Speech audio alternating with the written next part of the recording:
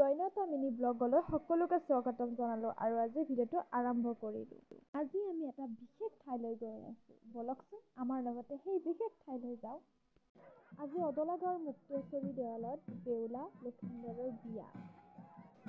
এই বাৰডাল হৈছে লক্ষিন্দৰ। সকলোৱে ফূৰ্তি কৰি নাচি বাগি এই দৰাক লৈ অনা হৈছে আৰু এতিয়া বেউলা লক্ষিন্দৰক বিয়া পাতিছে।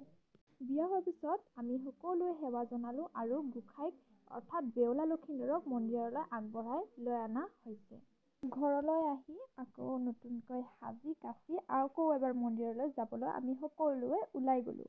এতিয়া লক্ষিন্দৰ বাঁহডালক পথাৰলৈ লৈ অনা হয় আৰু এই বাঁহডাল পথাৰত আনি কিছু নিয়ম নীতি কৰি অৰ্থাৎ বাঁহডালক 7 পাক ঘূৰাই বাঁহডালত উঠি বাঁহডাল ভাঙি দিয়া হয়। আজি ভিডিঅ'টো ইমানতে